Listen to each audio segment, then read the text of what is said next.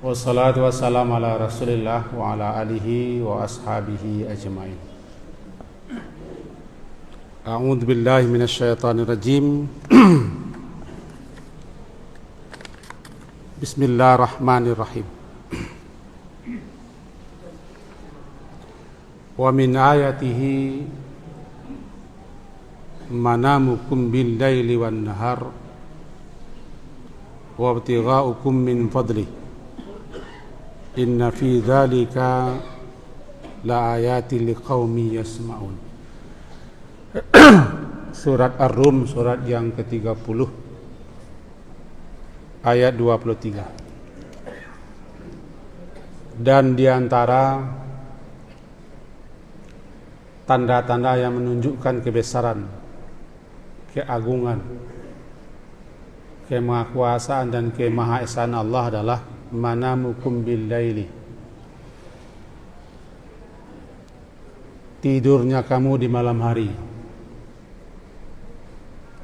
dan siang hari, wabtigha'ukum min fadlih, kamu dapat mencari karunia Allah di siang hari. Sesungguhnya pada yang demikian itu menjadi tanda-tanda bagi kaum yang mendengarkan. Bapak dan ibu-ibu yang berhadir, karena jadwal lah ditetapkan, ambo diberi amanah sekali 50 hari, setiap Selasa pertama, Selasa ketiga dan Selasa kelima. Maka kita coba kajian itu sifatnya bersambung-sambung, sehingga terkesan kajian itu tidak acak dan tidak liar. Setelah dipikir-pikir dan dirunding-runding, kita berilah judul kajian kita setahun ke depan insyaallah, adab-adab dan sunnah-sunnah harian, yang dimulai semenjak tidur, bangun tidur, seterusnya. Karena itu sifatnya amalia harian, perbuatan harian yang terkadang terluput, terlewatkan dan terabaikan di kita. Pada itu sunnah Nabi, dan termasuk adab-adab, akhlak-akhlak yang terdapat di situ. Maka dalam pertemuan kini kita awali dengan hal-hal yang berkaitan, sunnah-sunnah, adab-adab, ketentuan-ketentuan yang berkaitan, yang berhubungan dengan tidur. Yang pertama dulu, bapak dan ibu, tidur itu suatu nikmat yang sangat agung, yang barangkali tidak semua kita mensyukuri nikmat tidur dan bisa tidur. Ayat yang kita baca tadi adalah tidur itu termasuk tanda-tanda yang menunjukkan kebesaran dan kekuasaan serta kemahaguan Allah. Tidur termasuk umur. Dalam hadis disebutkan bahwa salah satu yang akan dimintai pertanggungjawaban nanti di akhirat adalah umur. An umrihi fima afnah, umurnya kemana dihabiskan. Tidur kita menghabiskan umur. Jangan-jangan sepanjang tidur kita tidak punya nilai apa-apa, tidak punya balasan apa-apa, dan tidak ada harga apa-apa di sisi Allah, hanya tidur. Padahal ada adab-adab, ada sunnah-sunnah, ada ketentuan-ketentuan yang telah ditinggalkan oleh Nabi SAW, mestinya kita laksanakan. Itu yang pertama. Yang kedua, tidur itu disebut dengan akhul mauti, tidur saudaranya mati. Sehingga ketika tidur kita bacalah Bismikallahumma ahya wa amut, dan bangun tidur kita baca Alhamdulillahilladzi ahyana ba'da ma amatana wa ilaihin nusyur. Tidur mati, saudara mati. Bahkan dikatakan tidur itu kematian kecil, kematian besar mati sebenarnya. Di mana letak samonya tidur dengan mati? Ketika kita tidur, roh kita keluar, meninggalkan jasad. Cuma tidak pergi selama-lamanya dan tidak jauh.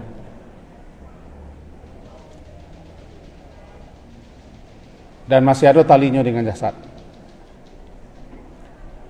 Ketika kita tidur, roh keluar. Ketika terjaga dan terbangun, roh kembali.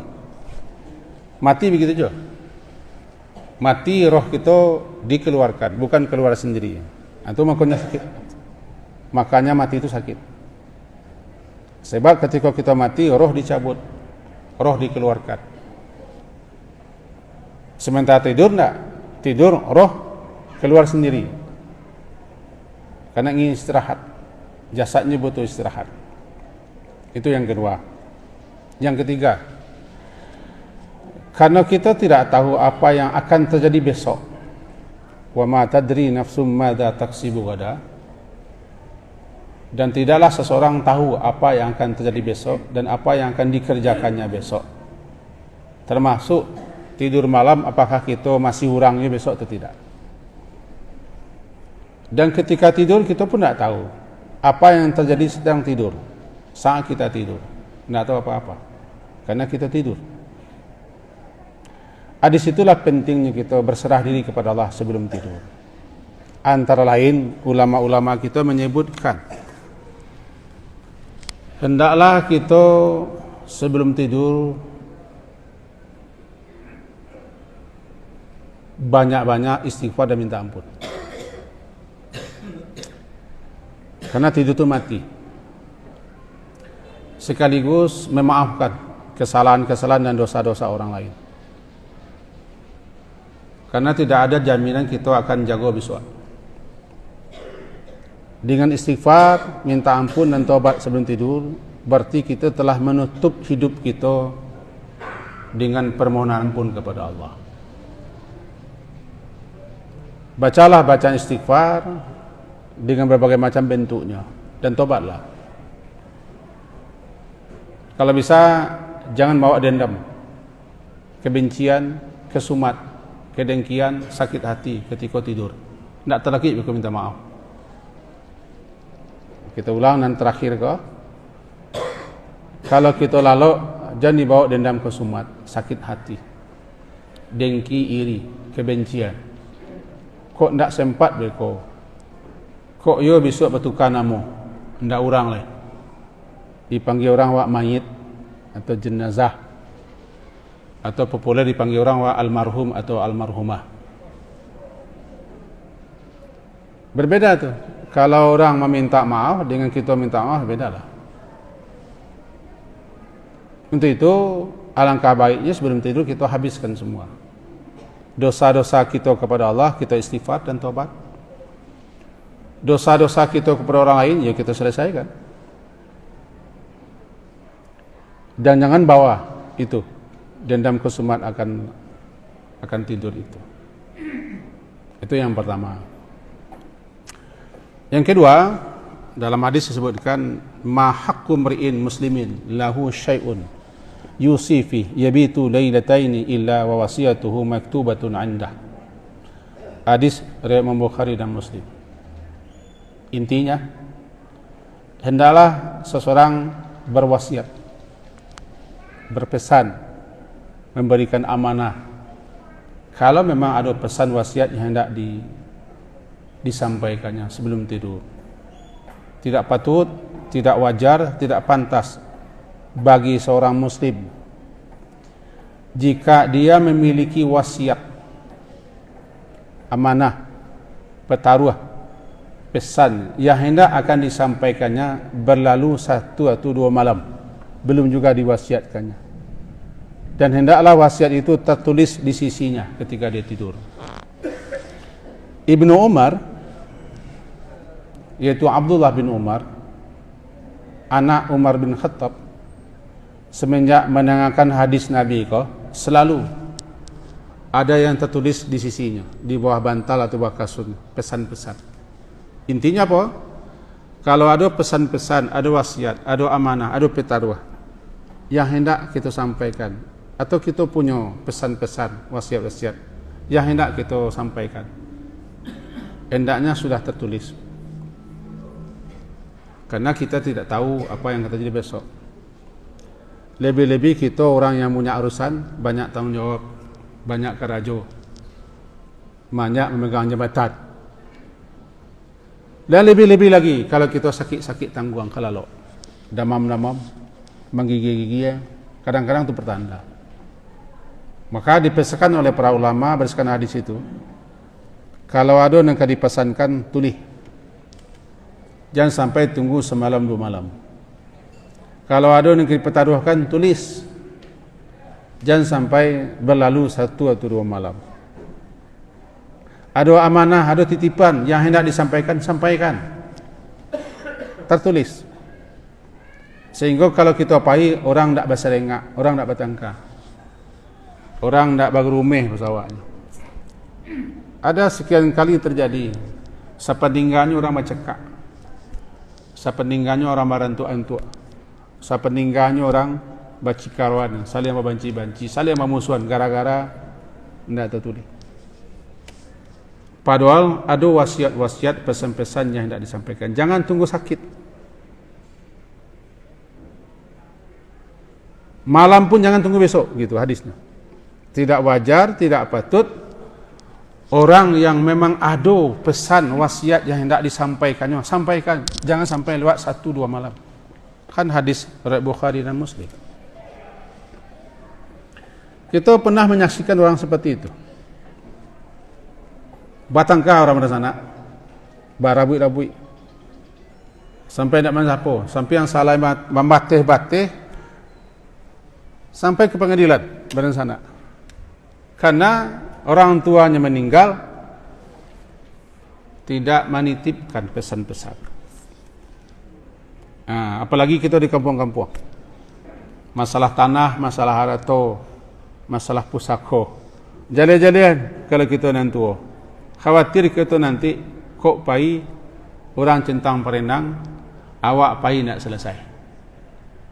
Jadi yang kedua, kaji kita, kalau ada pesan, ada pertaruh, ada wasiat, ada amanah, ada titipan yang hendakkan disampaikan, jangan sampai tunggu 1 malam 2 malam, melainkan pesan itu sudah tertulis di bawah kasurnya, dekat bantalnya, ataulah ada titipan. Karena tidak ada jaminan bagi kita untuk hidupnya besok. Tidak ada jaminan apakah kita orangnya besok. Tidak ada jaminan kita aman semalam. Karena ingat, petaka-petaka, bencana-bencana, musibah-musibah itu sering terjadi malam hari. 3 waktu sering terjadi petaka bencana. Tengah malam sedang orang asyik tidur, pagi orang sedang sibuk-sibuk, tengah hari ketika orang istirahat. Kalau ikut yang terjadi, ikut petaka. Tengah malam kita nak tahu yang terjadi. Entah kelodo, entah gampo, entah angin pun tiang beliwang. Kamu pernah menjaliak rumah sepelah buah, masuk atau puso ke rumahnya mati. Di seluruh puso otonya, rumahnya, masuk tu orang rumah. Salah lo. Yang kita memang tak tahu yang terjadi. Maka dengan begitu, kalau ada pesan-pesan, ada wasiat lebih-lebih yang berakibat fatal, kalau kita tak tulis, tak sampaikan, titipkan pesan. Sama dengan kapai itu.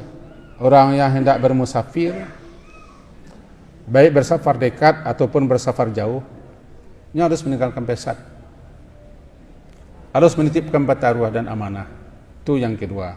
Yang ketiga, kita cukupkan 3. Yang ketiga, kalau kita kalau pesan Nabi, jangan lupa mematikan lampu-lampu. Kalau kini kan lampu togok, harus cabut arus. Kebanyakan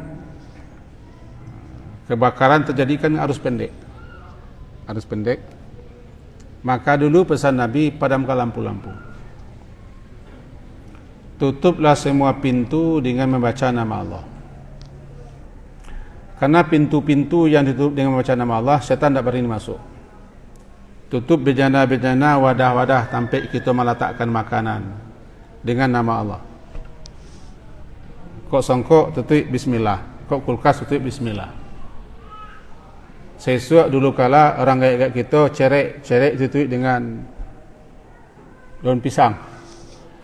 Sebab setan atau jin-jin jahat itu suka bermalam di liang-liang, di lubang-lubang, di rongga-rongga, tempat-tempat busuk, tempat-tempat pengap, tempat-tempat bau. Suka masuk ke tempat-tempat gelap. Di situ pentingnya kita menutup pintu-pintu dengan membaca nama Allah. Sebab pintu-pintu, lubang-lubang adalah kita tutup dengan membaca nama Allah, itu namanya sitirnya, penghambat, penghalangnya. Kalau pun begitu. Tutuplah jendela, tutup pintu kandang, tutup gerbang, tutup pintu ke dapur, pintu kamar, tutup bismillah, bismillah. Termasuk pintu kamar lamu tinggal. Jangan biarkan lamu kamar kosong, tidak berpenghuni, kecuali buka. Masukkan cahaya, masukkan angin. Buka pagi, masukkan cahaya. Sore tutup dengan nama Allah. Karena setan-setan atau jin-jin jahat suka di tempat-tempat gelap, tempat-tempat pengap. Jangan sampai tidak huni. Kalau kita nanti akan menempati kamar yang kosong, jangan lupa membaca bismillah kemasuk. Di rumah kita ada makhluk-makhluk yang tinggal bersama kita yang tidak kita ketahui. Jadi yang ketiga, kaji kita adalah kalau padamkan lampu-lampu, segala macam bahaya-bahaya yang diakibatkan oleh arus lampu, kita cabut. Kita tutup semua pintu-pintu, itu perintah Nabi. Tutup semua pintu, bacalah bismillah. Tutup bejana-bejana, wadah-wadah, sampai menyimpan makanan dengan nama Allah. Karena setan tidak akan masuk ke tempat-tempat yang sudah disebut nama Allah. Itu yang ketiga. Intinya, sebelum kita akhiri, ada sunnah-sunnah, adab-adab yang mesti kita lakukan setiap kali laluk malam hari.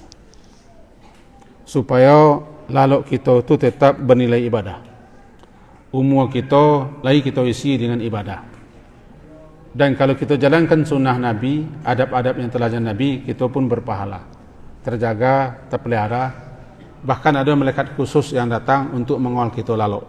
Yang pertama tadi, istighfarlah, tobatlah, maafkanlah kesalahan orang. Kemudian jangan bawa benci, dendam, sakit hati, jajuk, mengkuruk, dengki, iri, segala macam kemati. Habiskan semua, karena kita tidak tahu apa yang akan terjadi. Yang ketiga, tutup segala macam pintu-pintu dengan menyebut nama Allah. Di samping nanti wasiat yang harus kita tertulis, tercatat. Jangan kita pai orang di belakang awak centang parenang. Barangkali tiga tu kini yang bisa kita sampaikan. Semoga berfaedah lah apa yang kita sampaikan untuk kita semua dan bisa kita amalkan dalam kehidupan kita keseharian. Amin. Sekian. Subhanakallahumma bihamdika asyhadu an la ilaha illa anta astaghfiruka wa atubu ilaik. Sallallahu ala Muhammadin wa ala alihi wa ashabihi ajmain walhamdulillah. Assalamualaikum warahmatullahi wabarakatuh.